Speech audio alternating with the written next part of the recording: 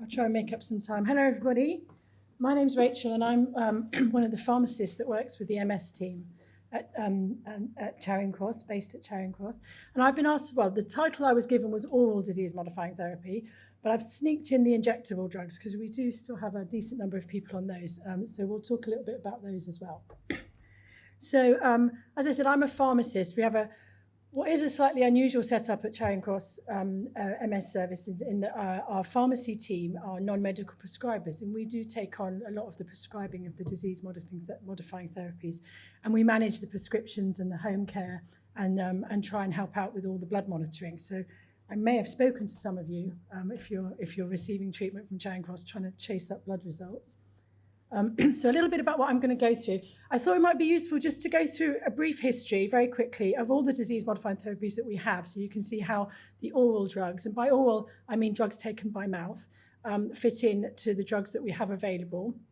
I'm going to talk very briefly about NHS England criteria, just so there's an understanding of how these drugs fit in and what we're allowed when we're allowed to use them.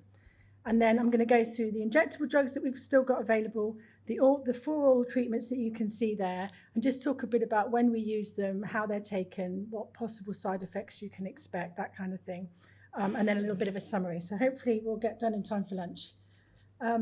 So as I'm sure you're all aware, back in the 90s, the first treatments that we had available for treat MS were the interferons and glatiramer. And in 2002, the NHS entered into a risk-sharing scheme which made those drugs available to patients with MS. And then there was a bit of a wait, and the next drug that became available was natalizumab, which is an infused therapy that we only give to people with certain types of MS. Then there was another wait then. The first oral drug that came to market was actually in 2011-12, and that was fingolimod or Gilenya, which was approved in England as a second-line drug, and I'll come back to that in a second. The next oral treatment was a couple of years later, we got teriflunomide or Aubagio approved for use as a first-line tablet to treat MS. And then we had a flurry of drugs about that time. Alemtuzumab came on market about then as well. And then Tecfidera or dimethyl fumarate was our third oral treatment that became available to us to use. And then we had a little break again until cladribine came on the market in 2017. That's Mavenclad, and I'll come back to that one. And then in the last couple of years, we've had ocrelizumab, which we can now offer to people both with relapsing and this year now primary progressive, and that will be covered separately after lunch. So NHS England pay for all the drugs we use to treat multiple sclerosis. So I thought I'd just get a feel for how aware you are of how much that costs us in the NHS. Does anybody know how much NHS England spends on MS treatments in England in 1 year? Do you want to throw a number at me? It's millions, not billions, but so it's actually £250 million a year is what we spend on MS treatments. So want to hazard a guess for how much of that we actually spend at Imperial? No, not quite. we are one of the biggest treating centres in the country. It's about 8% of that, about £20 million a year is spent at our centre. So we have a lot of people on treatment and it costs a lot of money. And for that reason, NHS England do give us criteria that we have to follow, which tries to just rationalise the use of that money and how we spend it and where we spend it. So there are drugs that we can only use first line after you've been diagnosed. There's a group of drugs that we're allowed to offer. There's another group of drugs which we're only allowed to offer if you've been on one drug and it hasn't worked, and then we can move you on to a different drug. And then there are some drugs that have very specific criteria. You have to have very active disease. You may have to have had a higher number of relapses or more lesions on your MRI before we were allowed to offer you those. So that's just to put some of these treatments into perspective. So what I'm going to do now is just go through the injectable and oral drugs that we've got available. And for each one, I'm just going to talk about how you take it, how it's thought to work, how effective it's thought to be, what the more common side effects are. I'm not going to go through all the possible side effects because we haven't got time to do that, but just the more commonly reported things that we see, what monitoring you would be asked to do if you were put on one of these treatments in terms of what blood tests and MRIs we ask you to do, and a practical mention about how we manage the supplies at Charing Cross. So injectable, Hannah, can you pass my water? Sorry. Thank you. So injectable disease-modifying therapies. Thank you. Oh, thanks. So this is just some examples of the injectable drugs. Hands up if you've been on any of these. Yeah, so fair few of you will be familiar with self-injected drugs. There's Rebif and Avonex pre-filled syringes, and the middle one is the injection device. I think that's the Plegridy device. So at the moment, there are 5 brands of injectable interferons available to patients with MS, and those are listed there. And you can see the Avonex is an injection given once a week into the muscle. The other drugs are injected under the skin, typically sort of every other day or 3 times a week. And then Plegridy is what's called a pegylated interferon. So that's an interferon wrapped in another protein molecule, which means it acts for longer, and that's only injected every 2 weeks. So how do they work? Well, interferons are immune system proteins that generally reduce the inflammation and immune response in the body in a fairly non-specific way. And they're thought to be effective by giving you a 30% reduction in the relapses that you may have. And that there's some evidence that they also delay disability progression over time. And the more common side effects with these are, as those of you that have been on them may be able to tell us, injection site reactions are quite common, feeling flu-type symptoms after an injection, headaches. They've also been associated with an increased rate of depression, and there are more rarely some blood abnormalities that can go along with those. So for that reason, we do get you to do a 6-monthly blood test with each new prescription of interferons. And at Imperial, we deliver interferons via a home care company. So you'll get 1 or 3 months supply delivered to your address of your choice whilst you're on the treatment. The other injectable drug is glatiramer, and there are 2 brands available of that now. Copaxone is the older one, and then Brabio is the newer version of glatiramer, which we're now using at Charing Cross. That's injected under the skin, either daily or the stronger preparation 3 times a week. Again, it's immune proteins that dampen down the immune response and divert that away from attacking your myelin. And it's similar effectiveness of reducing relapses by 30%. And again, a very similar sort of injection site reaction is the most common thing. People sometimes get skin indentations and bumps on the skin if they've used it for a while, and again, associated with depression or anxiety. Much less problem in terms of blood monitoring, so we just like you to have an annual blood test just to check in with us and make sure when we renew your prescription, and again, we deliver that by home care. So we do still have a sizable number of patients on interferons, one of the main reasons for that is that this is taken from the UK consensus on the use of drugs in pregnancy, which was produced by the Association of British Neurologists this year, and there's a link to it through the MS Trust website. And these drugs are considered to be safe to continue if you're planning to have a pregnancy. No evidence of harm to the fetus, and compatible with breastfeeding. So for the large numbers of patients we have who may be planning a pregnancy, these are thought to be a safer choice. So the first tablet on the list here is Aubagio or teriflunomide, this is taken as a once-a-day tablet. The way it works is it stops the multiplication of the white cells in your immune system, so reduces the number of lymphocytes circulating in your system. Again, it's thought to be about 30%, give you about a 30% reduction in the number of relapses. The more common side effects that have been reported with this, so the company are required to make us do 2 weekly blood tests when we first put you on Aubagio, and that's because there were reports of increase in your liver enzymes. We don't have very many people on this drug, but in the group we have, I'm not sure we've had anybody that's actually had a liver problem, but we're still required to do 2 weekly blood tests for the first 6 months. But nausea and diarrhea, apologies for the spelling error, I've just spotted there on diarrhea, are reported. And hair thinning, it's reversible hair thinning rather than the hair loss that's often talked about with Aubagio, but that is a recognised side effect. And as you'd expect, an decrease in white cells, but also increases in blood pressure have been reported as well. So because of all those reasons, you do have to have a blood test every 2 weeks if you go on to Aubagio for the first 6 months. It then goes down to every 2 months for a while after that. We do, our MS service at Imperial asks you to come and collect your supplies from Charing Cross, but we have linked up with the company's phlebotomy service, so the blood test can be done at home, and they will come and take the blood for you at a place of your choosing and then bring the sample back to the hospital. So our biggest seller, I suppose, is in our population. The drug we have the most people on is Tecfidera. So we use this first line in quite a large number of patients that we diagnose with MS. This is taken twice a day with food. So has anyone in here got experience of taking Tecfidera? Okay, so you may know about some of the more common side effects that are reported with this. It reduces inflammation. How it actually works is actually nobody really understands how Tecfidera actually works, but we do know it has an anti-inflammatory action and protective of nerves, and it does reduce your lymphocyte count. It's considered more effective than the ones we've talked about so far because the reduction in relapse rates with this drug is up to 50%. And the side effects I've mentioned, so it's very common for people who go onto Tecfidera to get upset stomachs and gastrointestinal side effects, so increase in acidity, bloating, that kind of thing.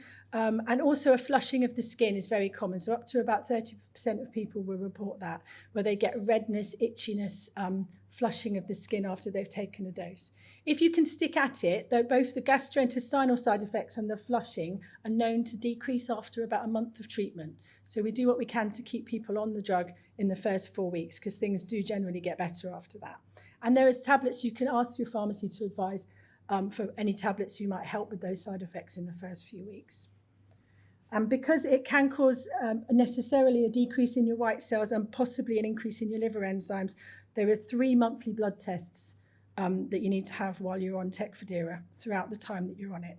And for that reason, we do a no bloods, no drugs rule, Imperial, because we have such large numbers. The safest way to manage that is for patients to come back every 3 months, have their blood tests and collect their next supply. Just to mention PML, does everybody know what I mean when I say PML? So PML is a very rare infection of the brain that's caused by the JC virus that's been associated with quite well associated with other treatments. Has been reported with this drug, but in very, very small numbers. Just to come back to the guidance, the last 2 drugs I've mentioned, the guidance on use in pregnancy does not support the use, and teriflunomide particularly should be avoided in people who are trying to get pregnant. So moving on to the last 2 oral treatments, those are the ones that currently the way the NHS offers them to patients is as second-line treatments. So Gilenya or fingolimod, we can only offer in England to people who failed one of the other drugs that I've mentioned so far. In Scotland, however, they do use it first line. So if you have any, if you know anybody in Scotland, they may be given Gilenya as a first-line treatment. Mavenclad is used in 2 different ways. So we can use it first line in patients with a very active disease, but we can also use it second line in patients that have failed on first line therapy. So this is Gilenya. We've probably got some people in the room on Gilenya because it's also one of our very popular treatments in that we have quite a few hundred people taking Gilenya from Imperial. So it's a once a day tablet. So this has quite a unique way, the way it works. So your lymphocytes are produced initially in your bone marrow and then into your thymus gland. And then they get trapped in your lymph nodes, which are the nodes in your armpits and groin and your throat that swell up if you've got an infection. So your lymphocytes live in there and then are released into your bloodstream to do their business and fight infection. And this drug specifically traps the lymphocytes in your lymph nodes and stops them getting into your blood, and therefore they can't get to your CNS and attack your nerves. So it's considered to be more effective. Again, about 50% reduction in the number of relapses that someone might have. But because of the way it works, by trapping those lymphocytes in your lymph nodes, you've got no circulating lymphocytes. It does put you at risk of infection. And you can also have things like, again, increased liver enzymes, headache, cough, increase in blood pressure. And there are rarely eye problems reported, which is why anyone going on to Gilenya should have a specific eye test within the first 3 months of starting the treatment. It has also been associated with reports of some cancers, fingolimod, specifically skin cancers, so it's something that you need to think about. And again, this PML has been reported in a very small number of people taking fingolimod. the way that I talked about the drug working by trapping in your lymph nodes, the receptors that it acts on to do that, you also have some of those in your heart tissue. And for that reason, it can slow down your heartbeat. And so for that reason, we ask people to come in and have the first dose as an inpatient, get put on an ECG monitor just to check your heart rate doesn't get affected. In most people, it doesn't, and you're absolutely fine. And on you go with your 1 tablet a day. You have to have a blood test every 3 months for the first year, and after that, it can be every 6 months. So we're currently transitioning the way we supply fingolimod. So if you're on it and you're an imperial patient, you will be used to coming to the hospital to collect your supplies every 3 months. What we're doing now is patients who've been on it a long time and are stable and are down to every 6-month blood test, we're moving you to home care. So if you are on 6 monthly blood tests on Galenia and you'd like to go on to home care, have a chat with me at the lunch break. So the last tablet to talk about is cladribine. So cladribine is taken in the same way that alemtuzumab is given as an infusion, as it's given in 2 short courses a year apart. So you have 2 courses of tablets taken a month apart in year 1, and then you wait a year, and then you repeat that in year 2.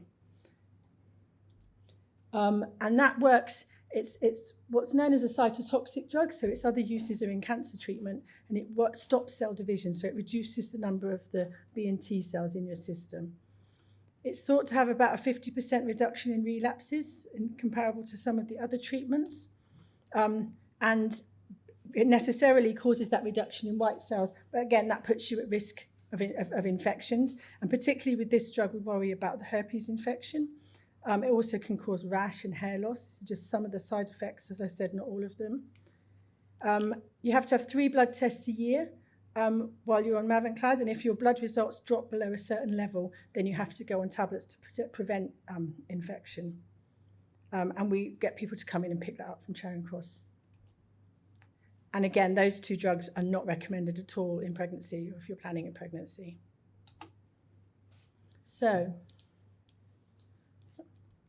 just to summarise what I've gone through then. So we've talked about the injectable drugs that are available, interferons and glatiramer, considered to be moderately effective, quite a general mechanism of action and therefore quite a broad and fairly mild side effects.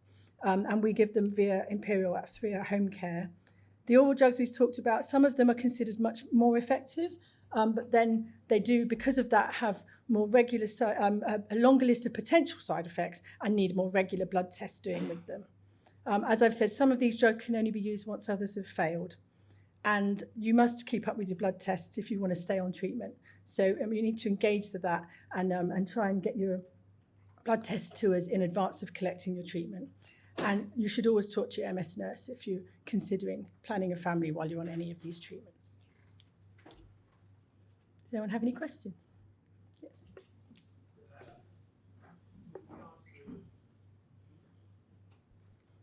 With regards to the recent scandal of drug companies inflating their prices, has that affected any of their MS drugs? No. So the MS, because NHS England pays for MS treatments and they go through a nice approval process, the price is very well controlled, and essentially, in order to get their drug to market, they have to pitch their price to be competitive with the other drugs within the MS space. All drugs that are purchased in the NHS are done through by a contracting process. So we ask the company to give us a contract price. It's not the price that's publicly available. There's always a bit of negotiation that goes on, and we try and get the best deal for those drugs. So they wouldn't be able to hike up their price because we would pay for the cheaper option. You know, the company that gave us the best deal. That's where you've got more than one drug in the same space. The drugs that you're talking about tends to be drugs that are unlicensed, so they don't have a UK license, and there's a very small but niche use for them. And then a drug company will swoop in, recognise that it's unlicensed, license it, and inflate the price greatly at a great cost to the NHS, sadly. And we are a bit over a barrel with some of those treatments, but they're not in the MS space.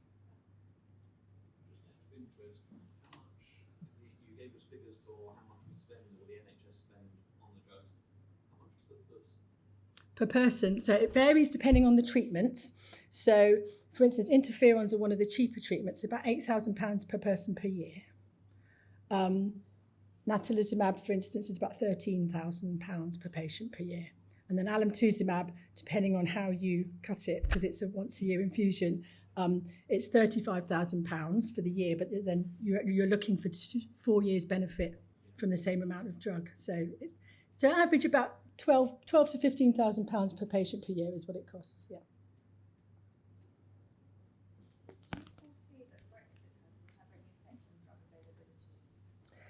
I wondered if we get through this talk without a Brexit question. Sadly not. It's a very real issue. And I have a daily email, more than one daily email in my inbox that's around drug shortages at the moment. None of them have been in the MS drugs. They've all been in other types of drugs. I don't think, and what I will say is there are a lot of people working very hard behind the scenes in the pharmacy supply chains across the country to make sure that doesn't happen. The biggest message is don't stockpile medicines. I mean, the drugs we give you to treat MS, we don't allow you to stockpile them. We deliver them on a regulated basis. But the biggest threat actually is people worrying about it and stockpiling their medicines and therefore causing a false out of stock situation. So yes, there is a real concern in the supply chain, but not enough that I would say that you need to worry about it. I think it will be resolvable.